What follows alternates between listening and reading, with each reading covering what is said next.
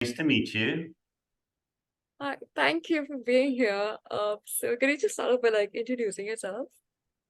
Yeah, of course. Yes, my name is Michael Walsh, and I am from Canada. I live just very close to Victoria on Vancouver Island, Mhm. and not to be confused with the Michael Walsh in the United States, who does some similar work that I do. Okay. It's kind of funny. I've never met him in person, but we've met on a Zoom call. And so two Michael Walshes, two different countries, same line of work. So and yes, I'm a recovery coach, also known as a sober coach. Mhm. I do interventions. I do what's called invitational interventions, and I do some family coaching and consulting using the craft model of addiction. Okay. Thank Yeah, you for doing what you do because you're saving lives. But so would you like mind like sharing like why you became a coach? Because you fought addiction yourself, right? So if you don't mind yeah, sharing your story. certainly, certainly. Yeah, well, how far shall I go back? I'll How just, I want. yeah, I grew up in a house where alcohol freely flowed. Mhm. And it was just the environment. My parents were very social, had people over. It was sort of an environmental perspective. I think from the beginning for me, I noticed adults drinking, and I Mhm. kind of was like, oh, I can't wait to grow up and be like them. And then my father actually had an alcohol dependency. He was sober for 14 years before he died, but so, Okay. so he had a big problem with alcohol, and then eventually I did and got involved with cocaine and Mhm. yeah, took it to some extreme lengths throughout my 20s and 30s. And then at 35, my sister actually and her partner had invited me to stay with them because I wasn't doing very well. And the one condition to do that was that I get some help. And so that was in 2001. Mhm. And that was my first sort of entry into any kind of formalized treatment. Okay. Yeah. So that was like 22 years ago, I guess. Oh my God. And yeah, so and then for the first few years there was some slips and slides and relapses, and but eventually I knew that I wanted to sort of live a sober life, but I didn't know what it looked like, and I didn't know how it was going to happen, but it did happen. So, and then fast forward from that period around 2008, I dipped my toes into working in this field, and I worked at an overnight shelter in Okay. Victoria. And that sort of started my process of working in nonprofit and then public health. Mhm. I worked in the detox facility, stabilization, recovery homes, the sobering center, very frontline work. Mhm. And then I heard about recovery coaching, and something really kind of piqued my interest in recovery coaching and how that process and working with clients really felt very comfortable for me. And it seemed like a good approach that fit with how I wanted to be working with clients. In the public health system, and there's no judgment with this statement at all, it can be kind of a revolving door. It's a very useful piece. It's an acute care, it's detox, it's like stabilizing, and it's very useful. Okay. I just felt like at that time my skills were better used in another form, which ended up being recovery coaching. Okay. I so wait, how long have you been sober now? I have been sober, it'll be 20 years Oh my next God. February. Yeah, Oh my God. I that's amazing. So yeah, could thank you you. talk could you talk about relapsing actually? Because do people actually any person that I know, in my life or stories that I've heard, no one really gets it in the first try for some reason. So, could you talk about relapsing just a little bit? Yeah. I'm so glad you asked that question.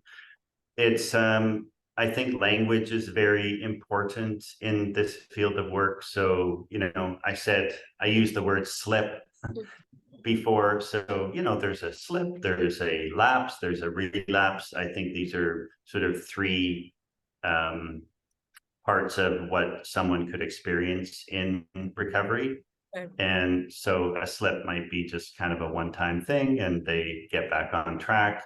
A lapse might be, maybe more than a one-time thing. And then a relapse would be sort of full-blown kind of back into using their substance of choice. So it is pretty common, as I'm sure you know. And I think it's important to be able to have comfortable conversations around that and really kind of lessen the stigma and shame for people that just don't get it on the first try, because it's rare and recovery is not linear, and there are going to be some setbacks and sidesteps. And the trick is, well, one of the things I think is important is to be working with a professional that will support you in those times of a lapse or a relapse, and to be able to meet that client where they're at and just understand better how it happened and what they want to do differently and just keep moving forward.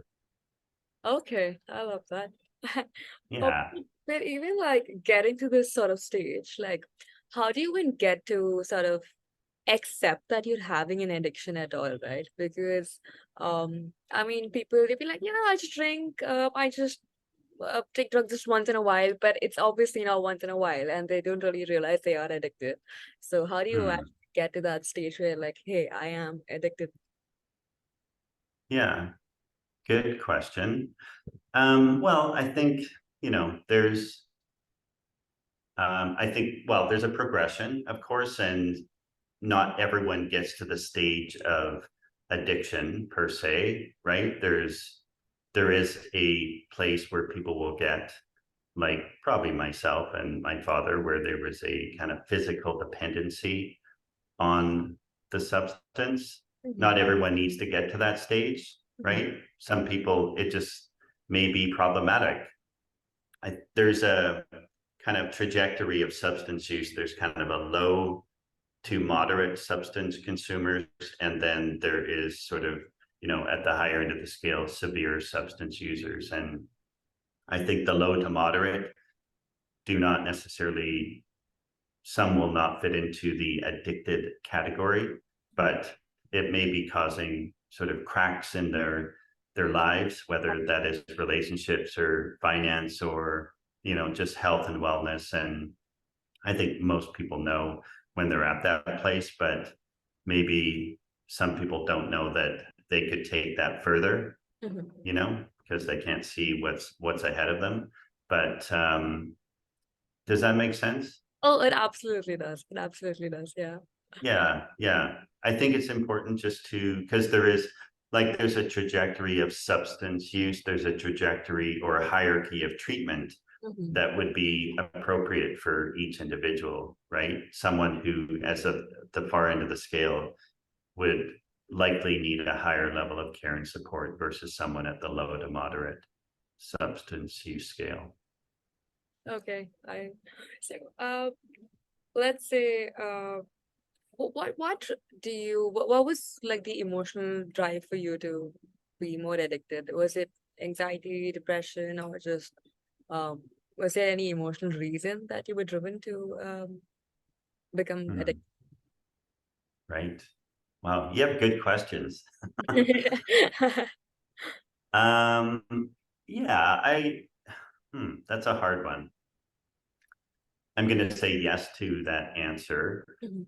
I think some of my substance use was definitely social, right? It was fitting into a certain crowd, and parts of it I enjoyed, just sort of, going out, but I took it very far. And so there's that aspect of it. And then early on, yes, I was sexually abused by an older fella when I was 12 Sorry. until like Yeah. 16. And so, there was that piece that I had to deal with that was not a comfortable part of my life. And I'm sorry. yeah, thank you. And I really did shut down at a very young age and wasn't able to like put that information out to anyone or my family. Well, Understand. I suppose I could have, but I didn't.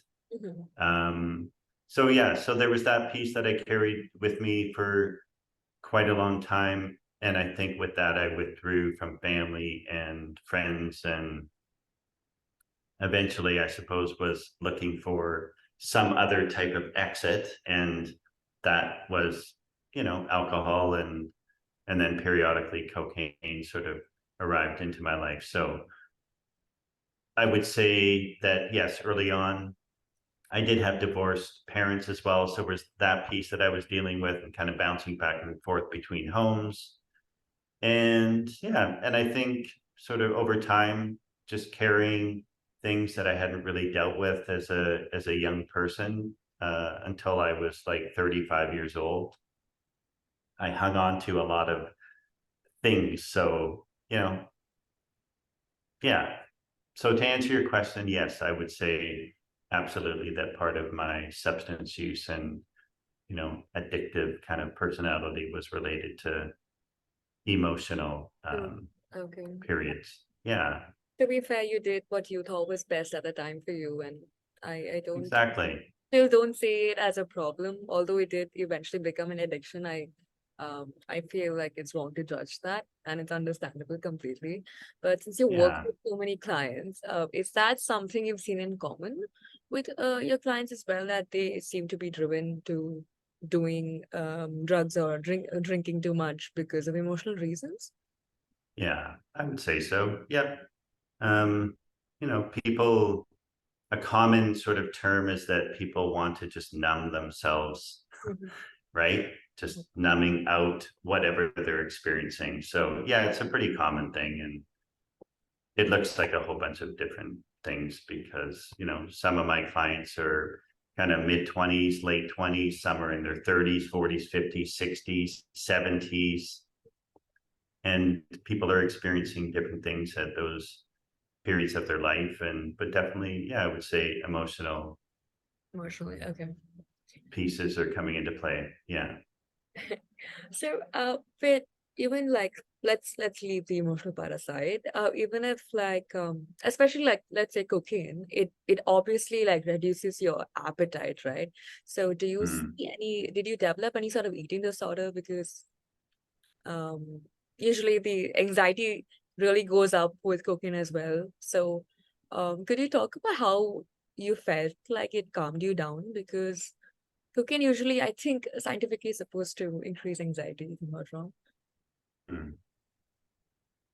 Yeah. Well, it was fun Mm-hmm. when I first tried it and started it, and then it just became it became an addiction, right? There was a kind of physical desire for it. I wanted it, and I actually ended up losing about sort of 25 pounds Oh at a God. certain point.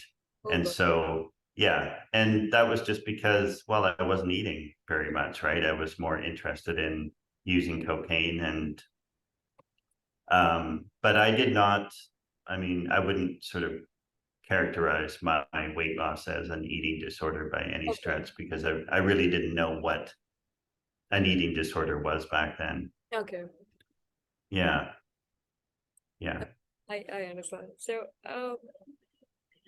is there okay? So, after like, let's say you've been fighting addiction for a while and you've been sober for a little while, but obviously you can't like stop living your life, and you get invited to like a party or like a social gathering, and everyone around you is going to be probably drinking because that's how parties are. How are you supposed to like not be tempted because it's genuinely understandably very difficult if everyone around you is drinking or Mhm. doing drugs and you're just like there.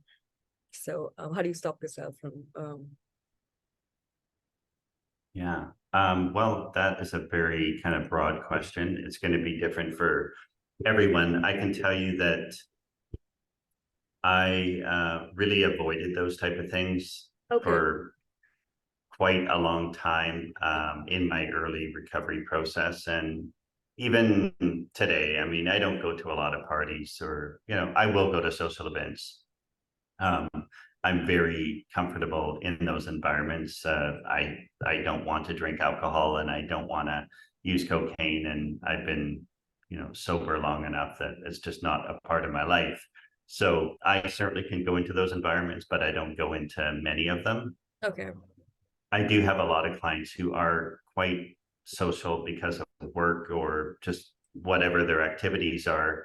Yeah. And that is trickier Hmm. for people, right? I know of someone, this week that has 2 days of social events that will be very tricky to navigate, but I feel like they're in a good place that they have a solid plan in place, like detailed plan from the beginning of the event to the end of the event. And they have two sort of sober people at their table as well. And they've been very strategic about putting a solid plan into place. So it really depends on the individual and what their comfort level is. But, saying no to attending any event is an acceptable option as well if someone is not feeling comfortable around people drinking, because yeah, it's pretty much everywhere, Yeah. you know.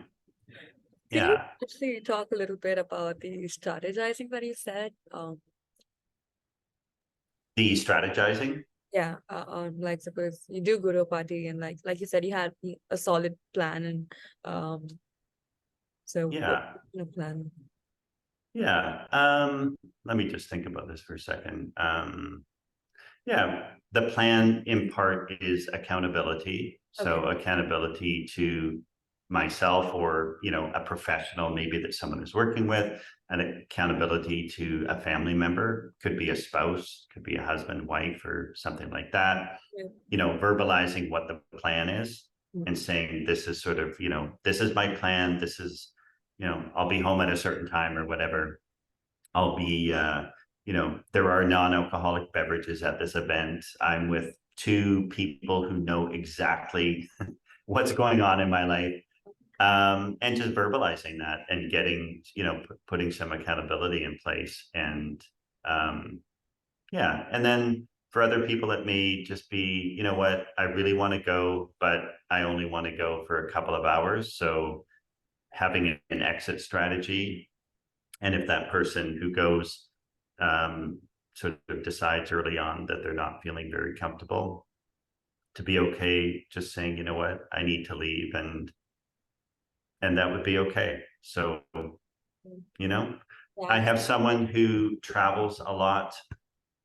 They literally made this kind of a map. They put it into a PDF from the time they got to the airport to the time they got on the plane to when they got to the hotel, which restaurants they were going to eat at in the city, what time they were going to be back at the hotel at night, and then traveling back home. They gave this plan to me. They Mm-hmm. gave it to their partner, Mm-hmm.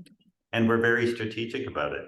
Okay, And I love that. so I think just having a plan in place and telling someone about it is a good place to start, and also just to feel comfortable having a plan and having an exit plan. And if someone is at an event and they don't want to be drinking and they're feeling uncomfortable, is to just leave. Okay. Yeah, I mean, in that case, I think having like a good sober friend next to you would be always a good option. For sure. Then you can Yeah, always have a friend along. So, yeah. yeah. So, I just um, I'm sorry, just a second. Okay, yeah. So, I don't know if this is something that's possible, but let's say you were formerly addicted, but Mhm. you've been sober for a while. Is that Mhm. is that person like capable of being able to drink or do drugs in moderation at some point again in life? Is that possible? Because It's a good question. Um, I I would say it could be possible for some people, yes. Um, Someone like myself, no, and I don't want to anyways, but even because I took things to such an extreme, I could see if I did sort of try to have like a few drinks here and there. Well, Mhm, first of all, I wouldn't do it because of the work that I do. mhm, But if I did, I mean, probably someone like myself might enjoy it and like it and take it to those extremes. I do know some people who had a really bad problem with cocaine, mhm, but alcohol was not a big deal for them. mhm, And I do know of those people that do have some drinks today, mhm. and I feel comfortable with that. With them, their lives are very productive, and nothing sort of unusual is going on. So to answer your question, some people, yes, probably could do that, and a lot of people couldn't do that. Mhm. I understand. So, Yeah. how would you help like a family member or a friend that's going through addiction? Because and how would you suggest like a friend or a family member does like an intervention themselves, in case they don't have like a coach or any of that sort. Mm, Um, right. Right. Well, um, doing an intervention on one's own is a very tricky thing to do. I okay. would say that a family that has like pretty good communication already Mm-hmm. could put together an intervention or what I call a family meeting, and Mm-hmm. probably be able to have some good open dialogue with their loved one. Mm-hmm. If communication in the family is strained, or some family members are not talking to each other, it's just a sort of chaotic environment, then planning an intervention could be quite tricky for a family like that. um, Anyone can go online and find out, how do we do an intervention. Mm-hmm. It depends on the type of intervention one Okay. wants to do. A lot of people may have seen on television the surprise intervention, where family gets together and they invite their loved one out for Yeah, lunch, usually. or somewhere else, and it turns out to be a surprise intervention and there's a bunch of family and friends there. I personally, that's not what I do. I do an invitational intervention. But so a family member to put together an intervention, like a surprise intervention on their own, I think could be a very sort of tricky situation and may not be successful, right? Okay, yeah, of course. Because interventions have many pieces, and there has to be planning and strategizing in how an intervention is going to unfold. Uh, you know, we want to make sure that treatment is in place, like to make sure, like whatever the treatment is going to be, whether it's inpatient or outpatient, that needs to be in place at the time of the family meeting. Mm-hmm. And then also whatever people are sort of saying in terms of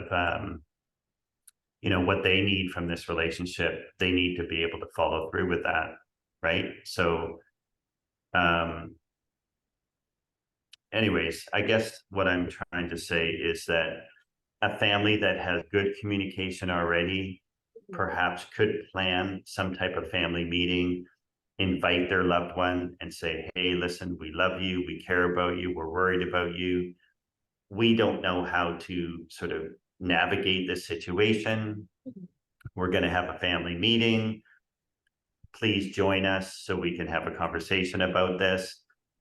That's a nice way to do it. That's a nice way to invite their loved one.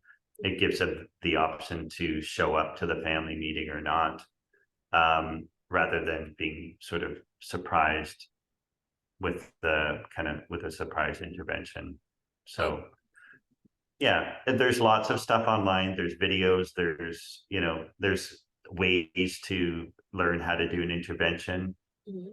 if a family has the capacity to hire someone to do it. I think that would be a good thing to do. But yeah, does that answer that Absolutely, it question? does. It does. And it seems Okay. like the more logical and better thing to do because, I mean, on media, it's basically like it's a surprise and they have like that banner with the intervention and that's just how it is. And I was like, that doesn't add up. Um, Yeah. how would you, how does someone who is addicted stop from like doing it? Like, suppose I'm ruminating and thinking about like having a drink today Mm-hmm. and let's say there's a bar right like down the alley and I can Mm-hmm. just go get a drink. How would you strategize or sort of shift that thing? Oh, I can't have that drink because your Yeah. mind's probably gonna be like, it's just a drink. I can, it's okay. I'll be fine. Um, Mm-hmm. Well, that's a big question too. Uh, I think it really depends on the severity of the individual situation, right? Someone who maybe is quite hardcore or dependent on alcohol, that would be tricky to navigate. It would depend on, you know, how long they've been in recovery for or sober for or trying to stop drinking. Do they already have professional support in place? Are they attending any support groups? Do they have a coach? Um, so can you sort of describe the profile for me? Is there a particular profile, or are you just asking sort of in a general sense? I mean, I'm Because asking it in a really, general sense, but if I do think, okay, let's take this random example. Someone who probably drinks 5 out of 7 days in a week, mhm, which is quite yeah, like, and not like not just like one drink, like a good amount to feel sure, drunk every day. yeah, Basically is living off alcohol every day. So mm, it's like, hey, today I'm not gonna drink, but then it's like temporary, it's gonna be one drink. How would that person navigate? mm. Well, again, I think it's a broad question. It's hard It- to sort of, um, I would ask, does this person have experience like not drinking okay. before, right? Like maybe they didn't drink for 3 or 6 months, and I would say, how did you do that, right? Like what worked in the past and what didn't work, and what can you draw on from the past that worked that you can sort of, bring to this current situation. Mm. I mean, if someone is going to drink, they're going to drink, right? So that's just a fact. And so, it's a hard question to answer right now on the spot, because I don't know this person Right, that right. maybe in this It's a pretty broad question, but situation. it's a But twist. again, sort of drawing on previous, history, if they've had some experience doing it, is to just sort of, pull back what used to work and um, yeah. Okay. Okay. So, Or, I will, and then I'll also say that that like, okay, I think many people that are in the situation of alcohol not being sort of good in their life, most people get to a place where they don't want to be drinking. Like they don't want to be going through that whole cycle of, drinking a whole bunch and waking up, being hungover, that whole kind of like daily cycle. Like most people don't like that. no one likes the Um, headache. exactly. And then there's like an emotional toll, there's a psychological toll. Mhm, Like it's just like no one likes to do that. But for whatever reason, we do it or people do it, and it's hard to get out of that cycle. mhm, Um, so, I guess trying to find some professional support in sort of a last minute situation. I don't mean like just picking up the phone, but I mean having some professional support, whether it is a recovery coach or a sober coach or some type of peer that works in the field of substance use and addiction. Yeah. I'm So let me ask, do you have recovery coaches where you are? Are there sober coaches working in your area? there are, but I Hmm. can assure you that they're really bad because what I've heard of, especially in India, there are very few that are actually good. But Okay. they really sort of abuse the clients as well. There's a lot of the rehab centers, especially, they do land up beating clients as well. It's very violent in here, so Oh, it's not good. It's not good. So the very few that actually they know what they're doing and they're good okay. organizations, but then I know then again the reach is not as much as you know. I think the awareness in this country is relatively much lesser, which is Right. sad. It's my heart, but Hmm. and people here are actually very, very addicted to well, alcohol and drugs. Like every Right. third person I know is probably at least on that verge. I wouldn't say addicted, but like really, really Right. sort of there. So yeah. Okay. But okay, so usually, and this goes on for most things, but like how do you deal with like the withdrawal? Like do you like land up like just thinking about it all the time when you're like not doing it? Like Hmm. withdrawal stage, like in the back of your head somewhere, like although you're not actually drinking, you're just like obsessing maybe in your head about like doing it or how you would feel if you were doing it in the moment or something like that. So help me understand that question. Is it specifically related to like detox and withdrawal from Yeah. alcohol? Yes, yes, yes. Yeah. Okay. Um, yes, I would say it's a very sort of tricky period Mm, for many people. And again, it depends on the degree of consumption, right? There are obviously higher level of consumption would require um, like inpatient type detox facility. And so, that would be a great place to be because there's obviously no alcohol around and you're being sort of medically attended to by doctor, nurse, and that kind of stuff. But if one is doing it on their own mhm. at home, yeah, I mean, you obviously, if they didn't want to go through that detox period, they could just, go to the liquor store and have access to liquor. But Yeah. um, again, it depends on the degree of consumption of the individual, right? If it's, if they're kind of a low to moderate consumer of alcohol, Mm, um, I would think that the detox or withdrawal period wouldn't be necessarily severe.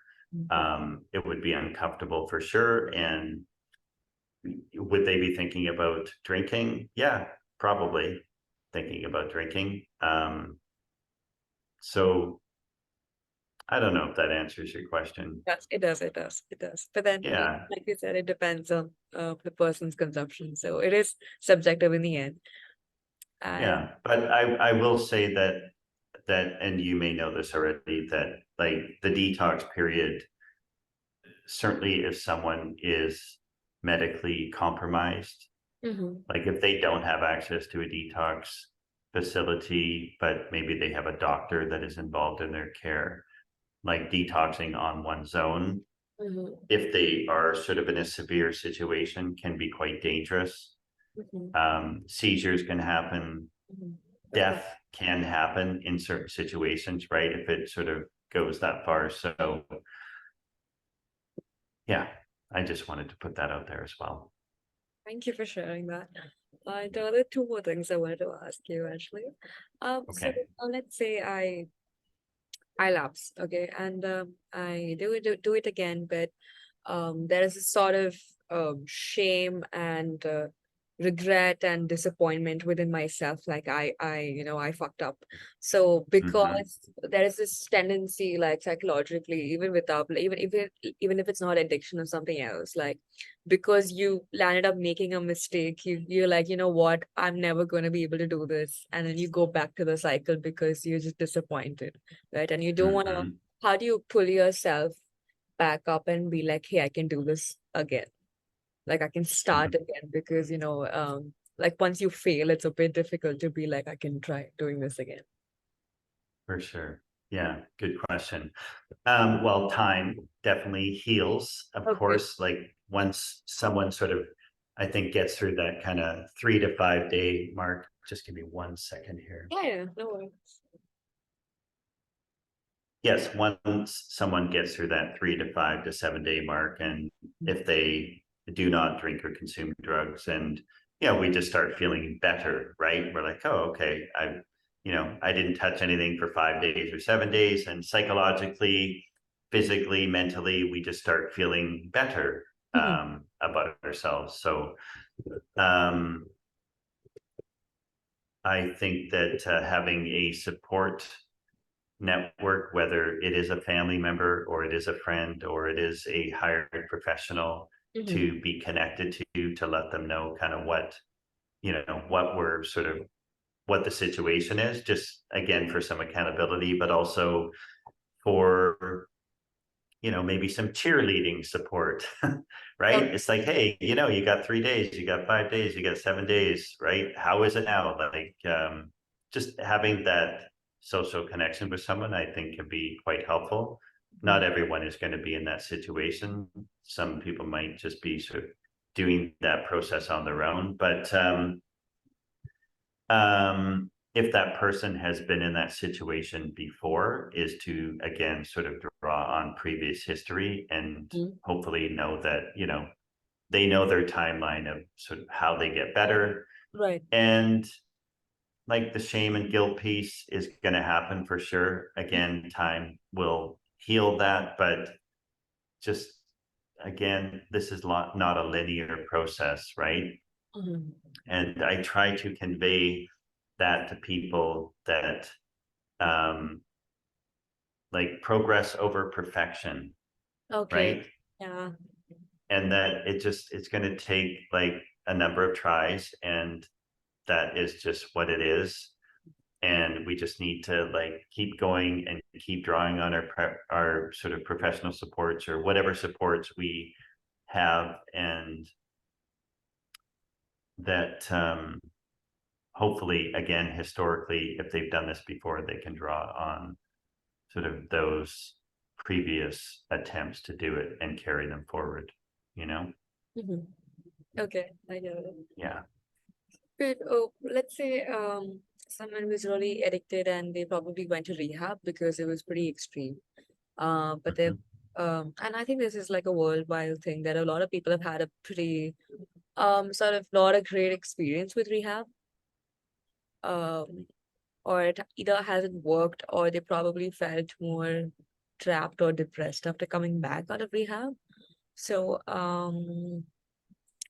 suppose they want to the family's probably urging them to go back to rehab, but they don't want to go to rehab. What would you suggest they do? Mhm. Yeah, interesting. Well, I mean, I think that there are some people who, yes, may not have a good experience at rehab for whatever reason. Mm. It may not be the right rehab. Mhm. That person may not be ready. Right. Um, That is and probably. they might get there because maybe they were coerced or sort of forced, or there was something in their life that just said, okay, fine, I'll go. I'm Yeah, not happy about it, but I'll I go. will go. Yeah.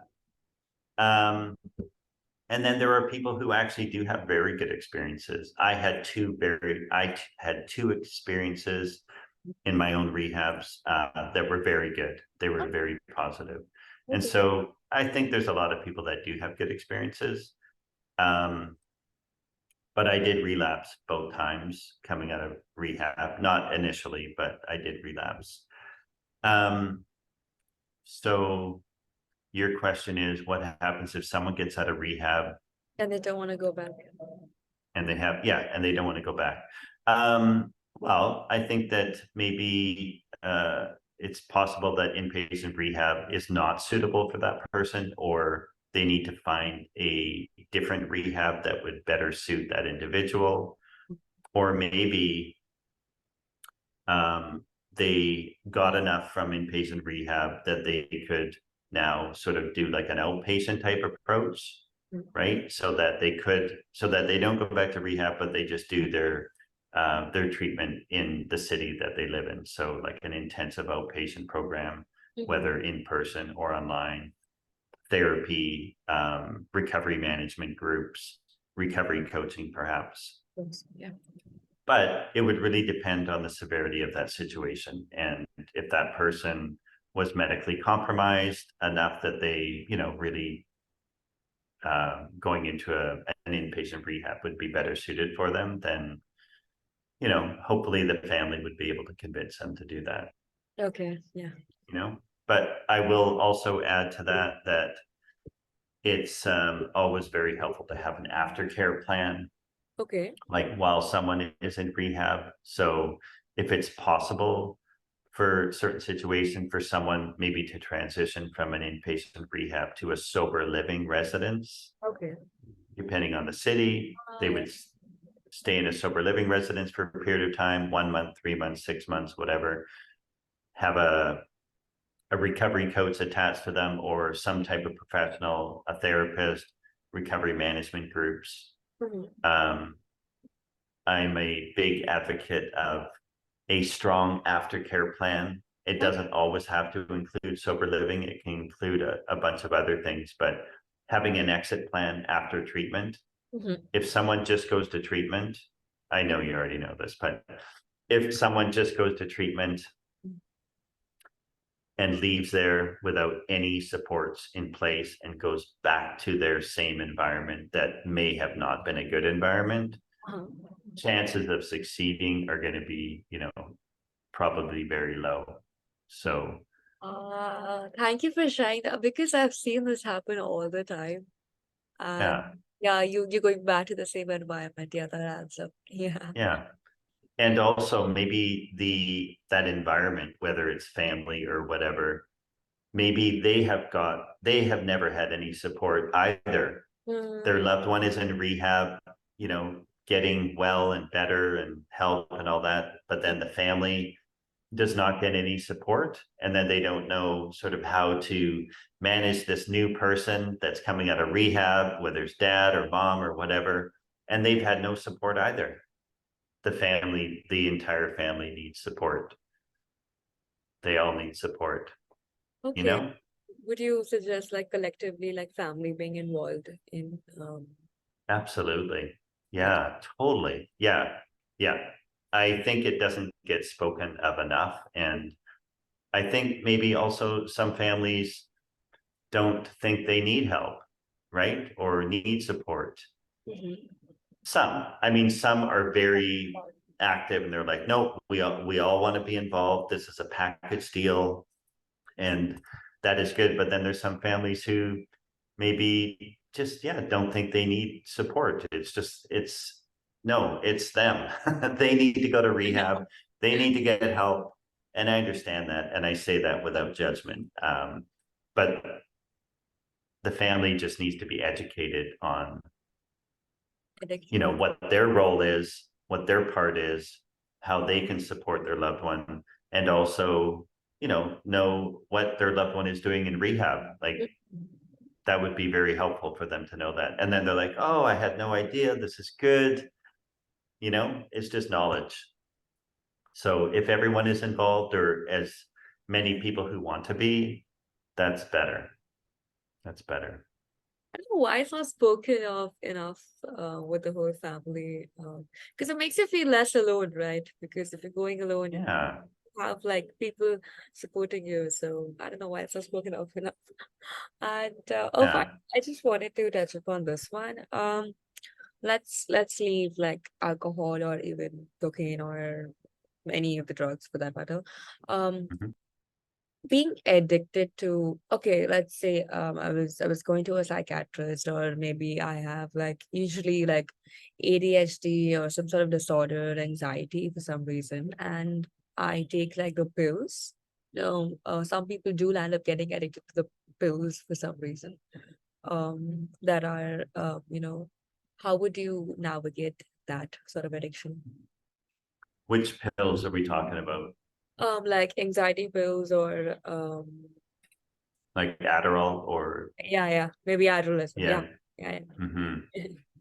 Well, I believe it would be the same approach as with any other substance, and getting the right support in place. I don't see as much Adderall in the last sort of year or two, which is quite interesting. But was a time when I saw an increase in Adderall Okay, consumption. that's good to know. Mostly kind of a younger clientele, well, younger than me, like sort of 20s, late teens, kind of 20s. There was like a fair bit of Adderall, but I haven't seen too much of it lately.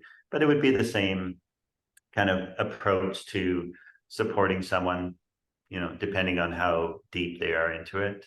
It would look the same. Okay. Yeah, Yeah. Thank you so yeah, much for doing this. And I just wanted to ask you like question, because since we're like marketing you, is it like possible for you to have clients outside Canada, or it is. it is? Yeah, Oh, perfect. yeah, Oh, yeah, okay. yeah. I have clients in various countries around the world, mostly in Canada and North America, but I do have clients in other countries as well. Yeah, Okay, perfect. Okay, so I know. Okay, so we can get people from India then. Okay, perfect. yeah, definitely, Yeah, definitely. perfect. Thank you so Yeah, much. Have a lovely day, and just thank you for doing what you do. And seriously, also like being sober for that long is amazing. So it encourages people, like there's some hope out there. So yeah, thank you. you're welcome. You're Thank welcome. After this recording, or you press stop, can we just have a quick conversation? Absolutely. Okay, wait.